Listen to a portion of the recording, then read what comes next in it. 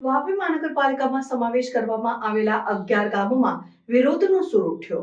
વાપી નામધામમાં કોંગ્રેસના અનંત પટેલે લોકોનો સહકાર લઈ વિરોધ આંદોલન શરૂ કર્યું। વાપી નગરપાલિકા મહાનગરપાલિકા બન્યા બાદ તેનો વિધિવત રીતે અમલીકરણ શરૂ થઈ ગયું છે અને મહાનગરપાલિકા દ્વારા કામોનો ધમધમાટ પણ શરૂ થઈ રહ્યો છે।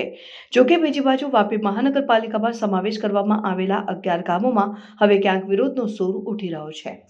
ત્યારે કોંગ્રેસ પણ હવે 11 ગામના વિરોધ કરી રહેલા લોકોની આગેવાની લઈ આ મુદ્દે આંદોલન શરૂ કરી રહી છે। આજે વાપીના છેવાડે આવેલા નામધામાં કોંગ્રેસ પ્રેરિત વિરોધ રેલી યોજાઈ હતી, જેમાં વલસાડ જિલ્લા કોંગ્રેસ પ્રમુખ દિનેશ પટેલની સાથે વાંસદાના ધારાસભ્ય અનંત પટેલ સહિત કોંગ્રેસના અગ્રણીઓ અને કાર્યકર્તાઓ ઉપસ્થિત રહ્યા હતા। સાથે જ વાપી મહાનગરપાલિકામાં સમાવેશ કરવામાં આવેલા 11 ગામમાંથી વિરોધ કરી રહેલા આગેવાનો પણ આ સભામાં જોડાયા હતા।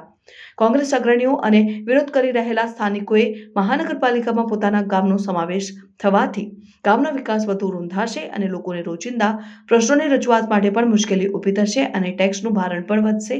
આવા મુદ્દાઓ આગળ કરવામાં આવ્યા હતા। આગામી 6મી તારીખે ધારાસભ્ય અનંત પટેલની આગેવાનીમાં 11 ગામના વિરોધ કરી રહેલા લોકો અને સ્થાનિકો સાથે કોંગ્રેસના અગ્રણીઓ પણ આ વિરોધ રેલીમાં જોડાઈ પારડી પ્રાંત કચેરી ઉપર જઈ વિરોધ પ્રદર્શન કરીને મહાનગરપાલિકામાં તેમના ગામના સમાવેશનો વિરોધ વ્યક્ત કરી રજૂઆત પણ કરશે। આમ મહાનગરપાલિકાના અમલીકરણ બાદ હવે કોંગ્રેસ આ મુદ્દે લોકોનો સહકાર લઈ વિરોધ આંદોલન શરૂ કર્યું છે। આથી રાજકારણ પણ ગરમાયું છે। વાંધો તો છે અમારા ગામમાં, અમારું ગામ એમ બી આગળ જ છે, કોઈ જાતની સમસ્યા નથી, અમારું ગામ બરાબર ચાલતું છે। હવે એ ગામ મહાનગરપાલિકામાં જોડાઈ જશે તો તકલીફ તો આવવાની જ છે, આગળ વિકાસ અટકી જશે। હાલની સમસ્યા આપણે નગરપાલિકાની જોઈએ વાપી, તો વાપીમાં અમુક ગામડા એવા પણ છે કે જ્યાં વિકાસ નથી, રસ્તા નથી, પાણીની તકલીફ છે, કે એ લોકો કાદવ કીચડમાંથી લોકોની જમીનમાંથી લોકો જાય છે, તો એ લોકો જો પોતાના વાપીનું ગામ છે એને લોકો વિકાસ નથી કરી શકતા, તો 11 ગામ જોડીને એનો વિકાસ કઈ રીતે કરવાના? વિકાસ અટકી જશે અમારો। ગામની લાઇટ બંધ થઈ ગઈ છે, પાણીની સમસ્યા થઈ ગઈ છે, સાફ સફાઈનું કામ બંધ થઈ ગયું છે, ગામમાં સફાઈ નથી થયા, લાઇટો બંધ થઈ ગઈ છે, ઉડી ગઈ લાઇટ તો બંધ થઈ ગઈ છે, કોઈ રિપેરિંગ માટે આવતું નથી। જ્યારે પંચાયત હતી તો અમે સરપંચને રાત્રે ફોન કરતા કે ભાઈ લાઇટ બંધ થઈ ગઈ, તો રાત્રે 11 વાગે બી વાયરમેન આવીને લાઇટ ચાલુ કરતા। હવે કોને ફોન કરવાના? પંચાયત જ નથી રહી।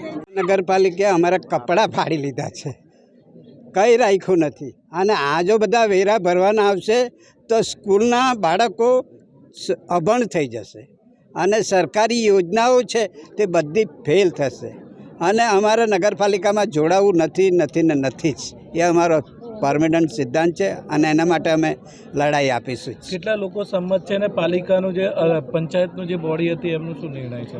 એમનો નિર્ણય, એમના પર એટલું બધું દબાણ છે કે એ લોકો હાલી નથી શકતા, બોલી નથી શકતા, પણ અંદર ખાને એ લોકો અમને કહે છે કે ભાઈ હવે છેલ્લે તમે વિરોધ કરો।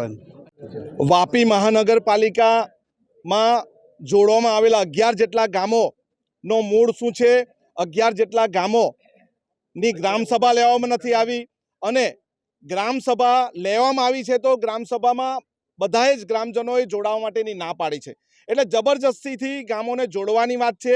એના વિરોધમાં નામદા ખાતે જાહેર સભા રાખી હતી, અમને પણ આમંત્રણ આપવામાં આવ્યું હતું, અને અહીં ગામના લોકોનો મૂળ અમે જાણ્યો છે કે બધા જ એના વિરોધમાં છે। ત્યારે આવનારી 6મી તારીખે અમે પ્રાંત અધિકારીને આવેદનપત્ર આપીશું અને આવનારા દિવસમાં ધરણા પ્રદર્શન કરીશું, ગામોનો બંધ પડાવીશું અને અમારું આંદોલન ઉગ્ર કરીશું, પરંતુ અહીંના ગામના લોકોને જબરજસ્તી જોડે છે એનો અમને વિરોધ છે।